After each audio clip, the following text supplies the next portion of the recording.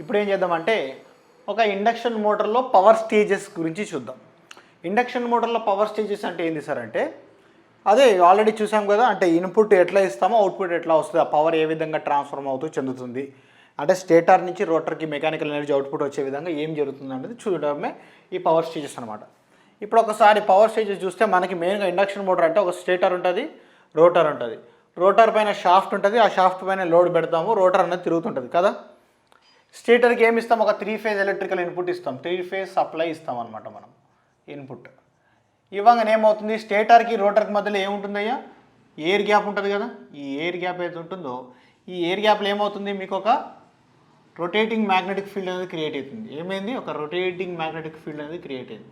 ఆ rotating magnetic field అనేది some speed NS అన్నప్పుడు ఒక స్పీడ్తో తిరుగుతున్నటువంటి ఒక ఆర్ఎంఎఫ్ సృష్టించబడింది, రొటేటింగ్ మ్యాగ్నెటిక్ ఫీల్డ్ సృష్టించబడింది, అంతే కదా. స్టేటర్కి 3 ఫేజ్ సప్లై ఇవ్వగానే ఎయిర్ గ్యాప్లో ఒక రొటేటింగ్ మ్యాగ్నెటిక్ ఫీల్డ్ వచ్చేసి అది రోటర్ కండక్టర్స్ని కట్ చేసి రోటర్ లోపల పవర్ ఇండ్యూస్ చేసేస్తుంది. అయితే ఇక్కడ ఇచ్చింది ఏంటంటే మనం ఇన్పుట్ ఎలక్ట్రికల్ పవర్, ఇది ఇన్పుట్ ఎలక్ట్రికల్ పవర్.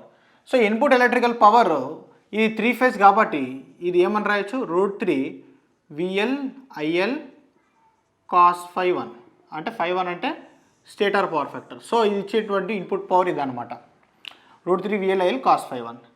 స్టేటర్లో ఏం జరుగుతుంది, స్టేటర్లో లాసెస్ వస్తాయి.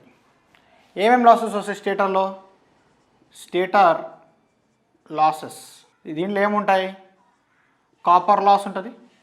కాపర్ లాస్ ఏదైతుందో proportional to I². Next stator లోపల ఐరన్ లాసెస్ వస్తాయి. ఐరన్ లాసెస్ అనేది దాదాపు వోల్టేజ్ స్క్వేర్కి ప్రపోర్షనల్. ఈ 2 లాసెస్ అయిపోయిన తర్వాత బ్యాలెన్స్ పవర్ ఎక్కడికి వచ్చేస్తుంది, ఎయిర్ గ్యాప్లోకి వస్తుంది. ఆ పవరే కదా రోటర్లోకి వెళ్తుంది. ఇప్పుడు పవరు స్టేటర్లో లాస్ అయిపోయిన తర్వాత మిగిలిపోయిన పవరు ఇక్కడి నుంచి ఇక్కడికి వెళ్ళే మధ్యలో ఏమైనా లాస్ జరుగుతుందా, ఏమీ జరగదు. కేవలం ఎయిర్లోని మ్యాగ్నెటిక్ ఫీల్డ్ ద్వారా రోటర్లోకి వెళ్ళిపోతుంది. అర్థమవుతుందా, అంటే ఏమని చెప్పొచ్చు, స్టేటర్ యొక్క అవుట్పుట్ పవర్ రోటర్ యొక్క ఇన్పుట్ పవర్, స్టేటర్ నుంచి అవుట్పుట్ అయిన పవరు రోటర్ యొక్క ఇన్పుట్ పవర్. అసలు ఆ ఇన్పుట్ పవర్ ఏంటిది, అసలు యాక్చువల్గా మనం మోటార్కి ఇచ్చినటువంటి ఇన్పుట్ పవర్లోకి నుంచి స్టేటర్ లాసెస్ తీసేస్తే మిగిలిపోయిన బ్యాలెన్స్ పవరే స్టేటర్ అవుట్పుట్ పవర్ లేదా రోటర్ ఇన్పుట్ పవర్, లేదా దాన్ని ఎయిర్ గ్యాప్ పవర్ అని కూడా అంటారనమాట. సో ఈ రోటర్కి వచ్చేటువంటి ఇన్పుట్ పవర్ అయితే ఉందో దాన్ని ఏమంటారని చెప్పాను, P2 అని అంటారు. P2 అంటే ఏంటంటే ఎయిర్ గ్యాప్ పవర్ అంటారు, దానికి డిఫరెంట్ నేమ్స్ ఉంటాయి. ఎయిర్ గ్యాప్ పవర్ అంటారు ఎందుకంటే ఎయిర్ గ్యాప్లో ఉన్న పవర్ అదే కదా, లేదా రోటర్ ఇన్పుట్ పవర్ అంటారు, లేదా స్టేటర్ అవుట్పుట్ పవర్. ఎగ్జామ్లో ఎట్లా ఇచ్చినా కూడా మీరు ఇదే ఆ క్వాంటిటీ బై అని చెప్పి గుర్తుపట్టే పరిస్థితిలో ఉండాలి. రైటా, రైట్. నెక్స్ట్ ఏంటిది, రైట్ సార్. ఇప్పుడు మనము రోటర్కి ఇన్పుట్ ఇచ్చేసినాం, పవర్ ఇచ్చేసినాము. ఈ రోటర్ దగ్గర అవుట్పుట్ ఏమైపోయింది, మెకానికల్ పవర్ అవుట్పుట్, అంతే కదా. మెకానికల్ పవర్ అవుట్పుట్, రోటర్ తిరగడం స్టార్ట్ అవుతుంది. రోటర్ ఎంత స్పీడ్తో తిరుగుతుంది, NR రోటర్ స్పీడ్తో తిరుగుతుంది. మెకానికల్ పవర్ ఇన్పుట్ అవుట్పుట్ వచ్చేసింది కదా. అయితే ఈ రోటర్కి వచ్చేటువంటి input power output mechanical power, ఇది అయింది అవుట్పుట్ మెకానికల్ పవర్. సో ఈ మెకానికల్ పవర్ ఏమని రాయొచ్చు మనము, 2πNR TSH/60 అని రాయొచ్చు కదా. 2πNT/60. NR అంటే రోటర్ తిరుగుతున్నటువంటి స్పీడు, TSH అంటే షాఫ్ట్ స్పీడ్. ఆల్రెడీ మనం చూసినాం. ఇది అవుట్పుట్ పవర్, ఇది ఇన్పుట్ పవర్. ఇక్కడ స్టేటర్ లాసెస్, ఇప్పుడు రోటర్కి ఇన్పుట్ వస్తుంది, ఇది ఇక్కడ నుంచి అవుట్పుట్కి వచ్చేటప్పుడు రోటర్లో కూడా ఏం జరుగుతాయి, లాసెస్ సంభవిస్తాయి. రోటర్లో వచ్చేటువంటి లాసెస్ ఏ విధంగా ఉంటాయి, అంటే సాధారణంగా కాపర్ లాస్ ఉంటుంది, రోటర్లో కాపర్ లాస్ ఉంటుంది. ఆ రోటర్ కాపర్ లాస్ని ఏ విధంగా అభివర్ణిస్తారు, రోటర్లో కాపర్ లాస్ ఉంటుంది అండ్ రోటర్లో ఐరన్ లాసెస్ ఉంటాయి. నెక్స్ట్ రోటర్లో మెకానికల్ లాసెస్ ఉంటాయి. మెకానికల్ లాసెస్ ఏంటి, ఫ్రిక్షన్ అండ్ విండేజ్ లాసెస్ అవన్నీ ఉంటాయి కదా. అయితే ఈ మెకానికల్ లాసెస్ ఏవైతే ఉంటాయో NR² ప్రపోర్షనల్. దేనికి ప్రపోర్షనల్, స్పీడ్ స్క్వేర్కి ప్రపోర్షనల్. కాపర్ లాసెస్ అనేది I² ప్రపోర్షనల్, ఐరన్ లాసెస్ అనేది V² ప్రపోర్షనల్. ఏం సార్ మీరు ఈ లాసెస్ గురించి మాట్లాడుతారు, ఈ లాసెస్ గురించి మాట్లాడతలేరు. మాట్లాడతాను చూడండి. ఈ ఐరన్ లాస్ ఏదైతే ఉంటుందో సాధారణంగా ఐరన్ లాస్ అనేది ఫ్రీక్వెన్సీకి కూడా ప్రపోర్షనలే కదా. రోటర్ యొక్క ఫ్రీక్వెన్సీ ఎంత ఉంటుంది, చాలా తక్కువ, 4%, 2%, 3%, అంత తక్కువ పర్సెంట్ ఉంటుంది. కాబట్టి ఐరన్ లాస్ కూడా చాలా తక్కువ ఉంటుంది. కాబట్టి ఐరన్ లాస్ని మనం ఏం చేస్తామంటే కన్సిడర్ చేసుకోము, లేదా నెగ్లెక్ట్ చేస్తామని చెప్తామన్నమాట. రోటర్లోని ఐరన్ లాసెస్ని మనము కన్సిడర్ చేయము. అది ఉంటాయి, చాలా తక్కువగా ఉంటాయి, దాన్ని పరిగణలోకి తీసుకోము, అందుకే నెగ్లెక్ట్ చేస్తున్నామని అంటాం. అర్థమైందా? కంప్లీట్గా ఐరన్ లాస్ లేవని నేను చెప్పను, ఐరన్ లాసెస్ ఉంటాయి కానీ చాలా తక్కువగా ఉంటాయి కాబట్టి నేను దాన్ని పరిగణలోకి తీసుకోను. ఈ మెకానికల్ లాసెస్ క్వశ్చన్లో ఇస్తే ఉన్నాయి, క్వశ్చన్లు ఇవ్వకపోతే లేదు. సాధారణంగా మెకానికల్ లాసెస్ కూడా మనం లేదని అనుకుందాం ఇప్పుడు ప్రజెంట్గా, అజంప్షన్. రోటర్లు ఏమున్నాయ్యా? కేవలం కాపర్ లాస్ మాత్రమే ఉన్నది. ఓకే, స్టేటర్లు ఇవన్నీ ఉన్నాయి అనుకుందాం. సో ఇప్పుడు రోటర్కి ఇచ్చేటువంటి ఇన్పుట్ పవర్ ఏదైతే ఉందో P2 ఉంది కదా, దీన్ని నేను మెకానికల్ లాంగ్వేజ్లో రాయాలంటే ఏమని రాస్తా అంటే 2π.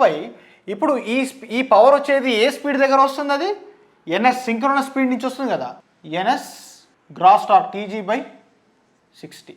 ఇదేంటయ్యా? రోటర్ యొక్క ఇన్పుట్ పవర్. ఇప్పుడు మనం మెకానికల్ లాసెస్ కూడా లేవనుకుంటున్నాం కాబట్టి gross torque equal to TSH అనుకుందాం. Gross torque equal to TSH అనుకుందాము. NR equal to NS into 1 - S అని చెప్పేసి ఆల్రెడీ మనకి ఒక ఫార్ములా ఉంది కదా. సో దీన్ని బట్టి మనం ఏమని రాయొచ్చు? Output power equal to 2π NS into 1 - S/60 అని రాయొచ్చు కదా, TG. ఎందుకంటే TSH ఈక్వల్ టు TG అని చెప్పేసిన. ఎందుకు? నో మెకానికల్ లాసెస్ అనబడే ఒక అజంప్షన్ పైన, ఫ్రిక్షన్ లేదు, టార్క్లో ఎటువంటి లాస్ లేదు, అజంప్షన్ పైన. ఇప్పుడు మరి రోటర్ ఇన్పుట్ పవర్ తెలుసు, రోటర్ అవుట్పుట్ పవర్ తెలుసు. ఈ ఇన్పుట్ పవర్లోకి నుంచి అవుట్పుట్ పవర్ మైనస్ చేసేస్తే రోటర్లో మధ్యలో మనం కోల్పోతున్నటువంటి పవర్ ఏంటిది? కాపర్ లాసెస్ కూడా తెలుస్తాయి కదా. ఇప్పుడు నేను రాస్తున్నాను PCU2 అంటే రోటర్ కాపర్ లాస్ 2 అంటే రోటర్ అనమాట, equal to rotor input power minus rotor output power. Rotor input power ఏంది? ఇది. రోటర్ అవుట్పుట్ పవర్ ఏంది? ఇది.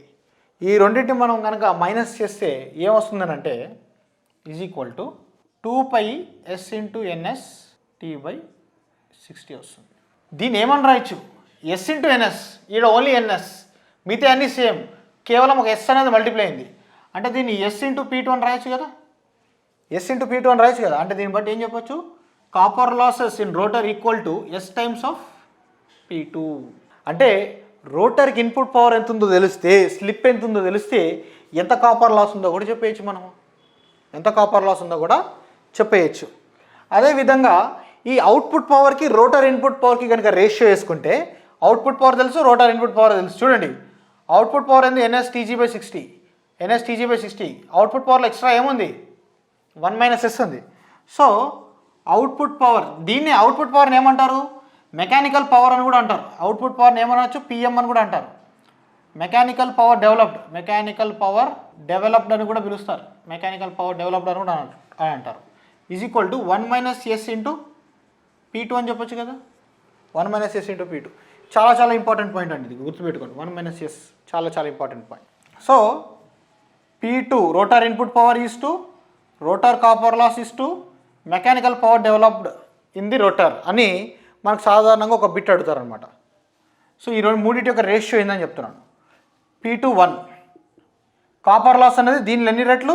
S times. ఇది దీంట్లో ఎన్ని రెట్లు? 1 - S టైమ్స్. అయిపోయిందా?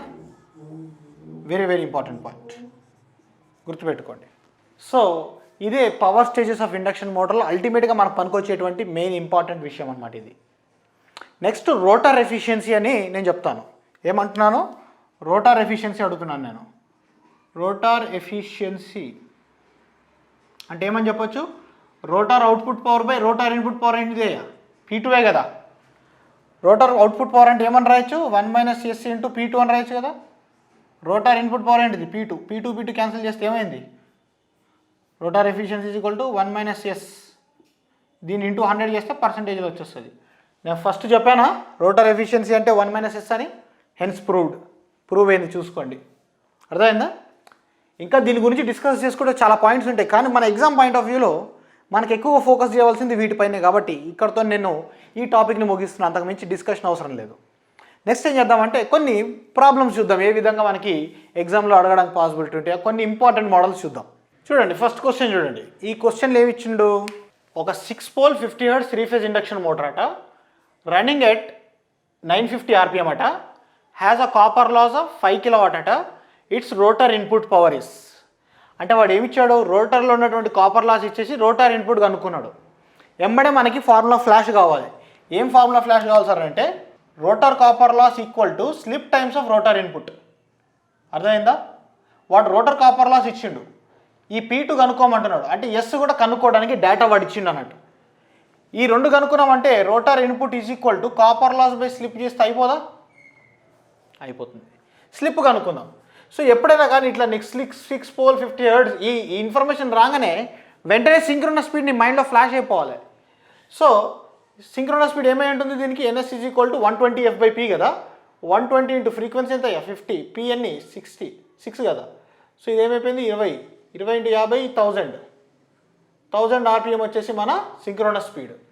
మోటార్ యొక్క NR ఎంత, NR 950, NS 1000, స్లిప్ ఎంత, slip is equal to 1000 minus 950 by 1000. 1000 minus 950 ఎంత 50. స్లిప్ ఎంత 0.05. Slip 0.05 slip. పర్సంటేజెస్లో రాస్తే ఏమని చెప్తాం దాన్ని, 0.05ని 5% స్లిప్ అని అంటారు. ఓకేనా? కాపర్ లాస్ ఎంత 5 కిలోవాట్. స్లిప్ ఎంత 0.05. 0.05నే 5/100 అని కూడా రాయచ్చు కదా. సో నేను రాస్తున్నాను 5/100 అంటే పైకి వెళ్ళిపోతుంది కదా, ఇంటూ 100 అయిపోతుంది. 5 క్యాన్సిల్ అయిపోయి ఏమొచ్చింది నీకు 100 కిలోవాట్స్. ఏందయ్యేది 100 కిలోవాట్స్. అంటే మీకు ఏమర్థమైంది, రోటర్కి ఇన్పుట్ ఇస్తున్నటువంటి పవర్ ఎంత 100 కిలోవాట్స్. స్లిప్ ఎంత 5% స్లిప్. 100 కిలోవాట్లో 5% అంటే ఎంత 5 కిలోవాట్. అదే మన రోటర్ కాపర్ లాస్ ఇచ్చిన క్వశ్చన్లో. ఇప్పుడు మీకు కొంచెం క్లారిటీ వస్తుందా? ఎస్, ఆన్సర్ ఏంది ఇది ఆప్షన్ ఏ. నెక్స్ట్ చూడండి, when the supply voltage for induction మోటార్కి సప్లై వోల్టేజ్ రెడ్యూస్డ్ బై 10% అట. ఎంత రెడ్యూస్ చేసిండయ్యా 10% రెడ్యూస్ చేసిండు. మ్యాక్సిమం టార్క్ విల్ నియర్లీ ఎంత పర్సెంటేజ్ తగ్గుతుందో పెరుగుతుందో అని అడుగుతున్నాడు. ఫస్ట్ మీరు గుర్తుపెట్టుకోవాల్సిన పాయింట్ నేను చాలాసార్లు చెప్తున్నాను, నార్మల్ రన్నింగ్ కండిషన్లో ఏ టార్క్ అయినా కానీ, స్టార్టింగ్ టార్క్ అయినా కానీ, మ్యాక్సిమం టార్క్ అయినా కానీ ఒక ఇండక్షన్ మోటార్లో ఇవన్నీ కూడా directly proportional to the square of the voltage.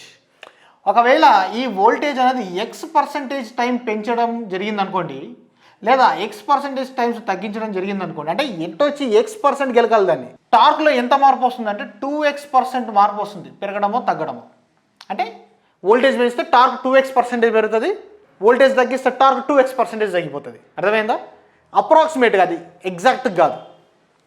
ఇక్కడ ఏం చేశాడు, సప్లై వోల్టేజ్ రెడ్యూస్ బై 10%, అంటే టార్క్ కూడా తగ్గుతుంది. ఎంత తగ్గుతుంది 2X, 2 ఇంటూ 10%, 20% తగ్గిపోతుంది. Decrease by 20%. దీనికోసం మనం పెద్ద ఫార్ములాలు వేసుకోవాల్సిన అవసరం లేదు, సింపుల్గా ఈ షార్ట్ కట్ గుర్తుపెట్టుకుంటే చాలు. ఆల్రెడీ చెప్పాను, ఇప్పుడు దానికి ప్రూఫ్ ఇది. Answer B. థర్డ్ క్వశ్చన్ చూడండి, a 12 pole 3 phase star connected induction motor runs at 600 volts 50 hertz. 12 poles ఇచ్చినాడు, 50 hertz ఇచ్చినాడు. అవునా? ఇయ్యంగా వెంటనే ఏం రాసుకోవాలి, సింక్రోనస్ స్పీడ్ కనిపెట్టాలి. సింక్రోనస్ స్పీడ్ అంటే ఏందయ్యా 120 F/P. సో 120 ఇంటూ 50, P ఎన్ని 12 పోల్స్, 12 కొట్టేసి ఎంత 500 RPM. సో సింక్రోనస్ స్పీడ్ ఎంత 500 RPM. It has rotor resistance of 0.03 ohms per phase అని అన్నాడు. And stand still rotor reactance of 0.5 ohms per phase అని అన్నాడు. అంటే ఏమి ఇచ్చాడు వాడు నీకు, R2 వాల్యూ ఇచ్చినాడు, ఎంత 0.03 ohms అట. స్టాండ్ స్టిల్ రోటర్ రియాక్టెన్స్ అంటే ఏంటి, స్లిప్ 1 ఉన్నప్పుడు. స్టాండ్ స్టిల్ అంటే మోటార్ ఆగిపోయినట్టు. అంటే స్టాండ్ స్టిల్ అంటే గుర్తుపెట్టుకోండి, రోటర్ తిరగట్లేదు అన్నప్పుడు. రోటర్ తిరగలేనప్పుడు స్లిప్ ఎంత ఉంటుంది 1 కదా. అప్పుడు రియాక్టెన్స్ ఏముంటుంది, కేవలం X2 ఉంటుంది. అదే నార్మల్ కండిషన్స్లో అయితే S into X2, S equal to 1 అయిపోయినప్పుడు రియాక్టెన్స్ ఖాళీ X2 అయిపోతుంది. సో వాడు X2 వాల్యూ ఎంత ఇచ్చాడు 0.5 ohms అని అన్నాడు. Slip corresponding to maximum torque under running conditions అని అన్నాడు. మ్యాక్సిమం టార్క్ వచ్చే సందర్భంలో స్లిప్ ఎంత ఉంటుందని అన్నాడు. ఇది ఆల్రెడీ తెలుసు మనకి, SM is equal to R2/X2. సింపుల్గా R2/X2. R2 ఎంత అయ్యా 0.03, X2 ఎంత 0.5. 0.03ని మనం 3/100 రాయొచ్చు, 0.5ని 5/10గా రాయొచ్చు. సో ఇది 3/100 అయిపోతుంది, ఇంటూ 5 పైకి పోతే 10 అవుతుంది. 0 క్యాన్సల్, ఇంటూ 100. మనకు పర్సంటేజ్లో కావాలి కదా, ఈ 0 క్యాన్సల్, 5 1 5 2 6%. ఆన్సర్ ఎంత వచ్చింది 6%. Option C is the right answer. So slip ఎంత అయ్యా 6% స్లిప్ దగ్గర మనకి ఈ పలానా ఇండక్షన్ మోటార్లో మ్యాక్సిమం టార్క్ అనేది వస్తుంది అనమాట. ఈ ఫోర్త్ వన్ చూడండి, వెరీ వెరీ ఇంపార్టెంట్ అబ్జర్వేషన్, చాలా చాలా ఇంపార్టెంట్ పాయింట్. ఇదేంటంటే యాక్చువల్గా నేను టార్క్ వీడియోలో చెప్పలేదు, ఎందుకంటే ఇక్కడ డిస్కస్ చేయాలని, ప్రాబ్లంలో మీకు చెప్తే అర్థమవుతుందని. ఇది ఒక ప్రాబ్లం కూడా కాదు, డైరెక్ట్ స్టేట్మెంట్ ఇచ్చాడనమాట. వాడు ఏమన్నాడు, the starting torque of an induction motor is maximum when.